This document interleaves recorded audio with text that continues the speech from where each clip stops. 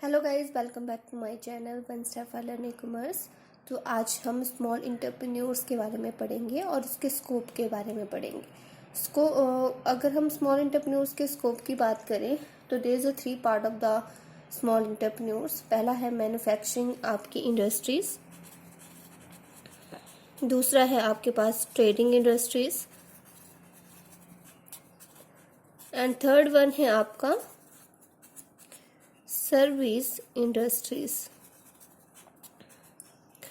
Manufacturing industries में small entrepreneurs में क्या आता है, छोटे उद्यमी में क्या मैन्युफैक्चरिंग आती है। मैन्युफैक्चरिंग में हम इंक्लूड करते हैं, फर्स्ट वन है village and cottage industry, second है आपका handlooms and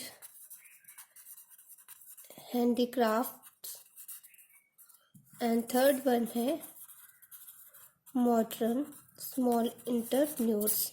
okay. Village and cottage industry जो है वो गांवों में आप देखेंगे, जो गांवों के लोग हैं जैसे टोकरी बनाना या मिट्टी के बर्तन बनाना, तो हम उसको इसमें इंक्लूड करते हैं।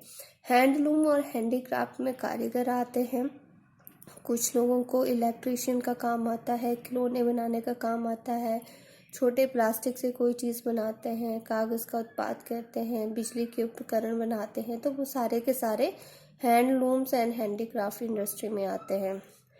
मॉडर्न स्मॉल एंटरप्रेन्योर्स में अगर हम बात करें, जो मॉडर्न स्मॉल एंटरप्रेन्योर्स हैं हम इसको 3 भागों में बांट सकते हैं। पहला है स्मॉल एंटरप्रेन्योर्स, जहां आप 1 करोड़ से कम प्लांट एंड मशीनरी में इन्वेस्टमेंट करते हो, तो वो इसमें आता है। एंसिलरी इंडस्ट्री या सहायक उद्योग वो होते हैं जहाँ पे आप जो कैपिटल निवेश है एंसिलरी में वो लेस देन 75 लाख तक करते हो। टीनी इंडस्ट्री, जहाँ पर आप कोई भी प्लांट एंड मशीनरी आपने खरीदनी है तो वहाँ पे 5 लाख तक इन्वेस्टमेंट करते हो, तो उसको आप टीनी यूनिट कहते हैं। ओके। तो ये मैन्युफैक्चरिंग इंडस्ट्री में आता है, जैसे विलेजेस एंड कॉटेज इंडस्ट्री है, हैंडलूम्स एंड हैंडीक्राफ्ट है, मॉडर्न स्मॉल इंडस्ट्रीज है, एंटरप्रेन्योर्स है। अब सेकंड वन आपके ट्रेडिंग इंडस्ट्री है। ट्रेडिंग इंडस्ट्री है buying and selling of goods. ऐसे छोटे उद्यमी जिनका काम buying and selling of goods है, जो या तो जो भी प्रोड्यूसर है, उपभोक्ता है, उनके बीच जो है बिचौलियों के रूप में कह सकते हैं काम करते हैं, जैसे थोक व्यापारी है, कमीशन एजेंट है, वो ट्रेडिंग इंडस्ट्री का पार्ट है। हम इसमें ट्रेडिंग इंडस्ट्री में कह सकते हैं कि जो छोटे उद्यमी बिचौलियों की तरह काम करते हैं। एंड नेक्स्ट आपका थर्ड वन है सर्विस इंडस्ट्री। सर्विस इंडस्ट्री में लाइक कोई सेवाएं देना, सेवाओं के लिए फॉर एग्जांपल कि जो आपके छोटे उद्यमी होते हैं वो व्यक्तिगत रूप से या घरेलू सेवाएं प्रदान करते हैं, इंडिविजुअली आपको होममेड चीज़ें प्रदान करते हैं और ऐसी इंडस्ट्री सेटअप करते हैं। ठीक है। ज़्यादातर वो उस क्षेत्र में होते हैं जहाँ 5 लाख से ज़्यादा आबादी नहीं होती है, 5 लाख से ज़्यादा लोग नहीं होते हैं, और इसमें इन्वेस्टमेंट जो है वो देखा जाए तो 2 करोड़ से ज़्यादा भी पैसा इन्वेस्टमेंट नहीं होता है। ठीक है, बहुत कम पैसा इन्वेस्टमेंट होता है आपकी सर्विस इंडस्ट्री में, जो स्मॉल स्केल की सर्विस इंडस्ट्री है। आपके पास उद्योग जो है कई तरह के होते हैं, जैसे प्रोफेशनल सर्विस है, जैसे लॉ से रिलेटेड है, अकाउंटेंट है, मेडिकल सर्विस है, वो प्रोफेशनल सर्विस में आता है। कुछ कमर्शियल सर्विस होती है, transportation, warehouse, repairing, maintenance का काम करना, वो एक सर्विस इंडस्ट्री कमर्शियल इंडस्ट्री में आता है। पर्सनल सर्विस जैसे ड्राई क्लीनिंग करना, कोई रेस्टोरेंट खोल दिया, तो वो आपका पर्सनल सर्विस में आता है। तो इस तरह की सर्विस इंडस्ट्रियां जो है वो सेटअप होती हैं। अब बात आती है कि स्मॉल इंटरप्राइज क्यों ज़रूरी है या स्मॉल एंटरप्रेन्योर्स क्यों ज़रूरी है। What is the importance of the small entrepreneurs?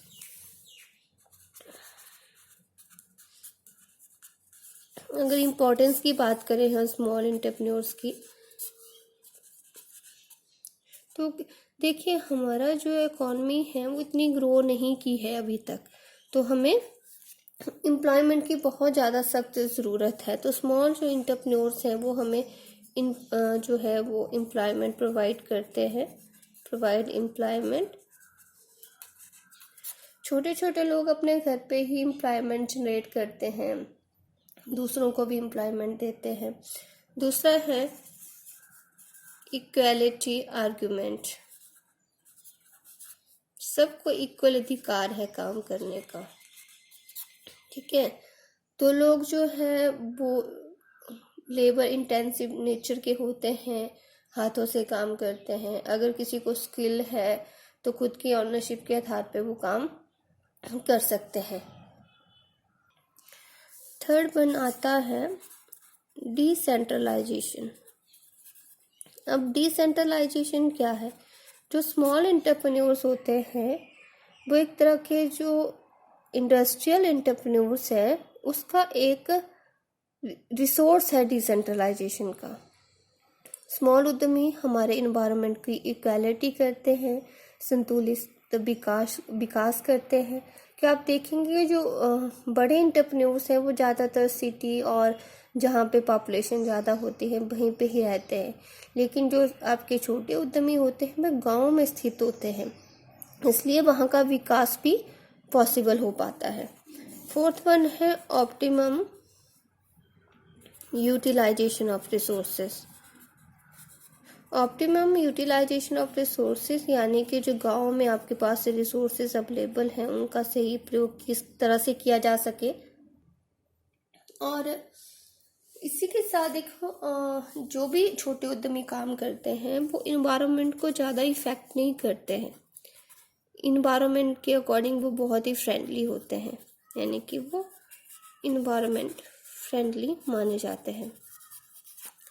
और छोटे उद्यम को स्टार्ट करने के लिए लेस कैपिटल की ज़रूरत रहती है।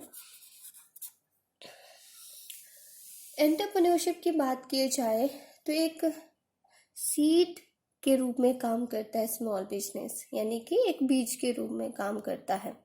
इसमें कम पैसा चाहिए, सरल तकनीक का यूज़ किया जाता है, लोकल रिसोर्सेज का यूज़ किया जाता है, स्थानीय लोगों की मांगों के आधार पर चीज़ें बनाई जाती हैं। तो इसमें एक व्यक्ति यानी कि एक मालिक, एक पूंजीवादी, एक मैनेजमेंटर, एक लीडर, एक प्लानर, एक कार्यकर्ता होता है, एक ही काम को करता है।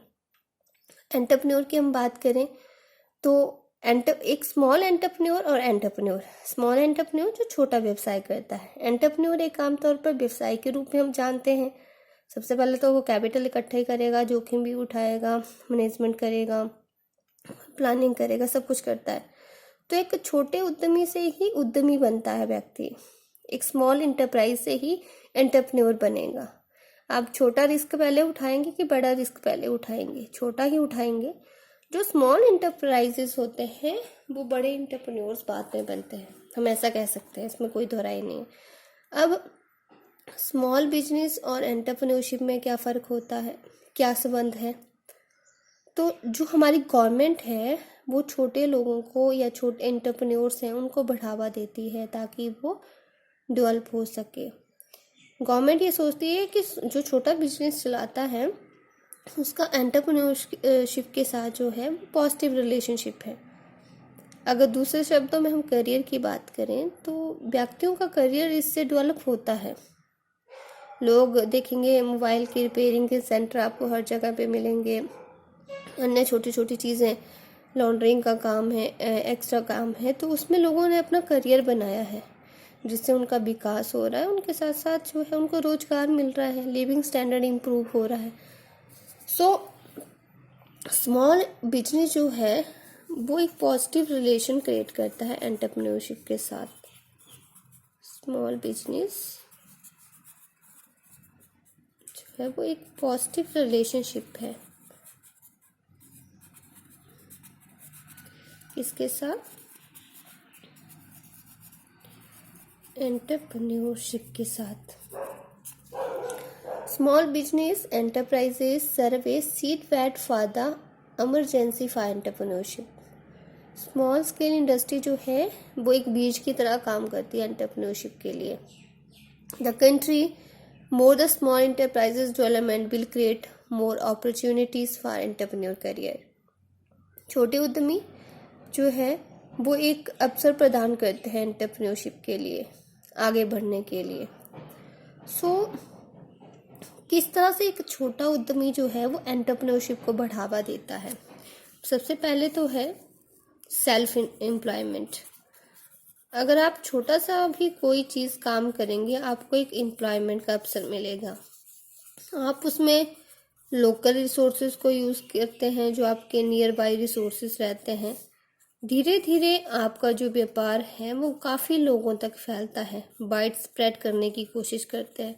जब लोग आएंगे तो अपना व्यवसाय भी आपका बढ़ता रहेगा, आप बड़े उद्यमी धीरे धीरे बन जाएंगे। और आपको शॉर्टर जेस्टेशन पीरियड, ये होता क्या है जेस्टेशन पीरियड? कि आपने अगर इन्वेस्टमेंट की है, आपको इसको रिटर्न भी आपको जल्दी मिल जाएगा, आपको क्विकली रिटर्न मिलेगा। आफ्टर दैट ऑटोनॉमी है, आप अपने स्वतंत्र रूप से अपने काम के लिए रिस्पॉन्सिबल भी हैं और फ्री भी हैं। आप किस तरह से काम करना पसंद करते हैं, कैसे करेंगे, कोई इंटरफेयर नहीं करेगा। नेक्स्ट वन है less environmental pollution. Local resources को यूज़ करते हैं, इन्वायरमेंटल फ्रेंडली हैं, तो पोल्यूशन भी क्या रहता है, कम रहता है। एंड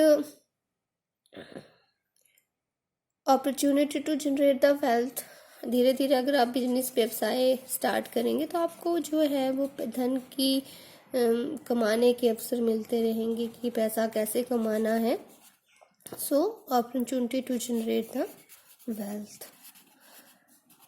एंड नेक्स्ट वन है the lead to equal distribution and industrial dispersal के लिए भी फैसिलिटी देता है। जैसे जो बड़ी बड़ी इंडस्ट्री होती हैं उनको छोटी छोटी चीज़ें चाहिए होती है। जो लोग सेल बनाते हैं, पार्ट बनाते हैं किसी भी चीज़ के लिए, छोटे उद्यमी उन बड़े उद्यमियों को वो पार्ट डिस्ट्रीब्यूट करते हैं। उसी तरह अगर जो छोटे उद्यमी अगर बहुत ही सक्सेसफुल हो जाते हैं तो उनको रिवार्ड भी दिया जाता है। ठीक है। फैसिलिटेट द इंडस्ट्रियल डिस्पर्सल के बाद अगर हम बात करें, दे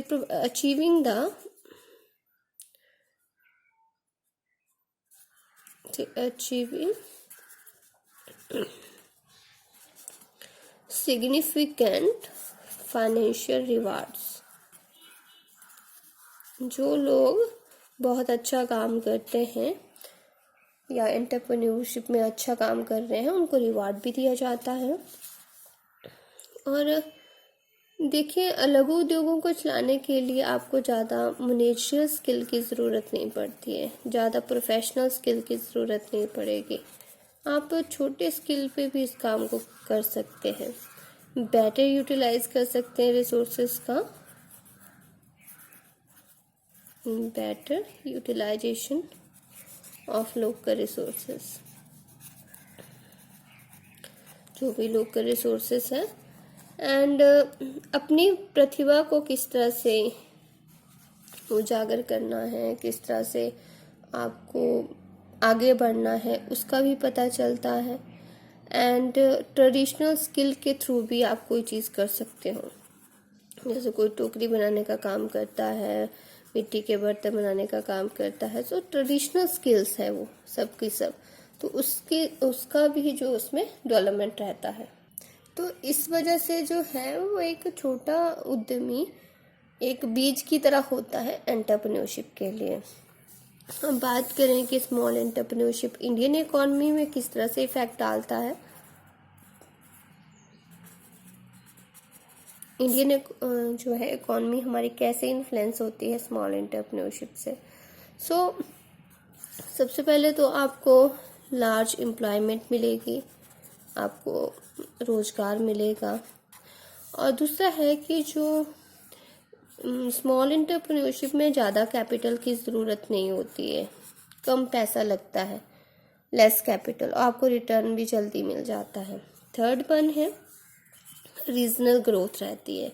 ज़्यादातर लोग गांव में ही स्मॉल एंटरप्रेन्योर्स होते हैं, छोटे उद्यमी गांव में ही काम करते हैं, विलेज में काम करते हैं, तो वो जो एक इनबैलेंस होता है सिटी और रूरल एरिया का, वो कम हो जाता है। एक बैलेंसिंग जो है एरिया वाइज बहुत सी असमानताएं होती हैं वो रिड्यूस हो जाती है और इक्वालिटी क्रिएट होती है। फोर्थ वन है मोबिलाइजेशन ऑफ रिसोर्सेस।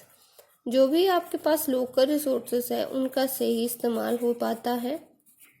छोटे उद्यमी जैसे डालने की बात करें या फिर आपके पास बहुत से ऐसे प्रोडक्ट होते हैं, मसाले होते हैं जिनका बहुत प्रचुर मात्रा में वहाँ पे उत्पादन होता है, तो उसका भी आप प्रयोग करके उसका भी काम शुरू कर सकते हैं। तो जो आपके लोकल रिसोर्सेज है उसका सही यूज़ हो पाता है, आप अपने प्रोडक्ट को एक्सपोर्ट कर सकते हैं। सिक्स्थ वन है कस्टमर, जो आपका कस्टमर है उसकी सेटिस्फेक्शन आप प्रोवाइड करते हैं कि लोग क्या चाहते हैं। आपको पता लग जाता है कि यहाँ के लोकेलिटी के लोग किस तरह के प्रोडक्ट यूज़ करते हैं, किस तरह की डिमांड करते हैं। और लार्ज जो आपके एंटरप्रेन्योरशिप होती है, ये एंटरप्रेन्योर्स हैं, इंडस्ट्रीज है, उनको आप सहायता प्रदान करते हैं। स्मॉल एंटरप्रेन्योर्स छोटे उद्यमी बड़े उद्यमियों को वस्तुएं देते हैं ताकि उनका काम सही चल सके। एंड सोसाइटी के लिए भी इसके काफ़ी एडवांटेजेस है। लिविंग स्टैंडर्ड इंक्रीज होगा, लोगों को रोजगार मिलेगा, सैलरी अच्छी मिलेगी। सोसाइटी के आधार पे देखा जाए तो ट्रेडिशनल स्किल को बढ़ावा दिया जाता है, लोकल ब्रांड को बढ़ावा दिया जाता है, इनकम और वेल्थ का एक इक्वल डिस्ट्रीब्यूशन हो पाता है, लोगों को जो है वो पैसों की कमी नहीं रहती है, इक्वालिटी बनी रहती है। एंड एंटरप्रेन्योरशिप को बढ़ावा मिलता है। अगर आप छोटे उद्यमी बनेंगे तो इससे एंटरप्रेन्योरशिप को बढ़ावा मिलेगा, इन्वायरमेंटली फ्रेंडली है, लिविंग स्टैंडर्ड इंक्रीज होगा। सो ये इसके कुछ इम्पोर्टेंस है, इसकी कुछ फीचर्स भी हम बोल सकते हैं, महत्व भी बोल सकते हैं, जो आपके इंडियन इकोनॉमी को बढ़ाते हैं, इंडियन इकोनॉमी को इन्फ्लुएंस करते हैं। अब नेक्स्ट हम बात करते हैं प्रॉब्लम्स की, कि स्मॉल एंटरप्रेन्योरशिप में क्या प्रॉब्लम फेस करनी पड़ती है। लोग बेरोजगार हैं तो ऑब्वियसली बात है आपको पैसे की कमी तो खलेगी। सो फाइनेंस की जो है वो दिक्कत होती है, ठीक है, लेस फाइनेंस हम कर देते हैं यहाँ पे। दूसरा है जहाँ पे लोग चाहते तो हैं कि हम स्मॉल एंटरप्रेन्योरशिप स्टार्ट करें, लेकिन वहाँ पे रॉ मटेरियल अवेलेबल नहीं होता है। अगर वो बाहर से मंगाएंगे तो ऑब्वियसली बात है उनको वो कॉस्टली पड़ेगा, तो रॉ मटेरियल की कमी होती है। पैसे देने के लिए बैंक पैसे नहीं देता है, उनको सिक्योरिटी चाहिए, अब पैसे मिलते हैं तो बहुत कम मिलते हैं, जिसके कारण वो प्लांट मशीनरी से ही नहीं खरीद पाते हैं। कच्चे माल अगर उनको चाहिए, सामग्री चाहिए, कच्चा माल चाहिए, तो उसकी कीमतें बहुत हाई होती है, इतना वो अफोर्ड नहीं कर पाते हैं। थर्ड वन है अगर बाई चांस वो चीज़ें क्रिएट कर भी लेते हैं, बना भी लेते हैं, तो उनको प्रॉब्लम आती है मार्केटिंग करने की, कि वस्तुओं को बेचे कहाँ, क्योंकि उनकी वस्तुओं से कोई भी रूबरू नहीं होता है, कि कोई भी नहीं जानता है उनके बारे में। सो उनको कंपटीशन फाइट करने में प्रॉब्लम आती है, कस्टमर उनके नहीं बन पाते हैं, क्वालिटी की दिक्कत आती है, प्रोडक्ट क्वालिटी की दिक्कत आती है, एंड उनकी जो कैपेसिटी है उसका सही यूज़ नहीं हो पाता है। Problem of under utilization of capacity, क्योंकि व्यक्ति बहुत कुछ कर सकता है लेकिन उसके करने की जो कैपेसिटी है उसका सही यूज़ नहीं हो पाता है। Problem of under utilization of capacity, जैसे फाइनेंस की कमी है, रॉ मटेरियल की कमी है, बिजली की समस्या होती है, एंड कुछ लेस डेवलपमेंट मार्केट होती है। तो ये सारी चीज़ें वो अपनी कैपेसिटी को ही ढंग से वहाँ पे यूज नहीं कर पाता है। नेक्स्ट है आउटडेटेड टेक्नोलॉजी। ये उद्यमी नई टेक्नोलॉजी को बढ़ावा नहीं दे पाते हैं, जो पुरानी टेक्नोलॉजी है उसी पे ही काम करते हैं, उसी ही प्लांट और मशीनरी के ऊपर काम करेंगे। सो लोग उनके प्रोडक्ट को लेना पसंद नहीं करते हैं। प्लानिंग जो इनकी प्लानिंग रहती है वो पुअर प्लानिंग होती है, मैनेजमेंट सही नहीं हो पाती है, किस तरह से काम करना है। अब उनकी जो प्लानिंग है वो सक्सेसफुल नहीं हो पाती है, जिसके कारण वो पैसा लगाते तो हैं लेकिन व्यर्थ जाता है। लैक ऑफ इंफ्रास्ट्रक्चर, इनके पास जो है वो बुनियादी सुविधाएं नहीं हो पाती है कि कहाँ पे इंफ्रास्ट्रक्चर्स की बहुत कमी होती है, कहाँ वो काम करेंगे। स्किल की कमी होती है क्योंकि प्रॉपर ट्रेनिंग इनको नहीं मिली होती है। Problem of skilled man power, quality बहुत कम होती है, वस्तुओं की बर्बादी होती है। एंड नेक्स्ट वन है मैनेजरियल प्रॉब्लम, क्योंकि वो जो भी प्रबंध के काम होते हैं उनको ढंग से नहीं कर पाता है। बाकी भी टेक्नोलॉजी के अकॉर्डिंग प्रॉब्लम होती है, एजुकेशनल प्रॉब्लम होती है, चीज़ें ऑर्गेनाइज करने में प्रॉब्लम होती है। तो काफ़ी प्रॉब्लम फेस करनी पड़ती है एक स्मॉल एंटरप्रेन्योर्स को। अगर हम एक लार्ज एंटरप्रेन्योर्स और स्मॉल एंटरप्रेन्योर्स में डिफरेंस करें तो वो क्या रहेगा।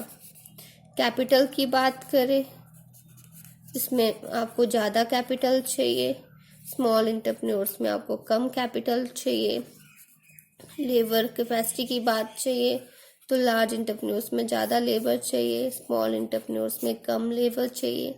प्लांट एंड मशीनरी की बात करें तो लार्ज एंटरप्रेन्योर्स में आपको ज़्यादा चाहिए, स्मॉल एंटरप्रेन्योर्स में आपको कम प्लांट एंड मशीनरी चाहिए। एरिया की बात करें तो लार्ज एंटरप्रेन्योर्स में आपको ज़्यादा एरिया चाहिए, स्मॉल एंटरप्रेन्योर्स में आप कम एरिया से कर सकते हैं।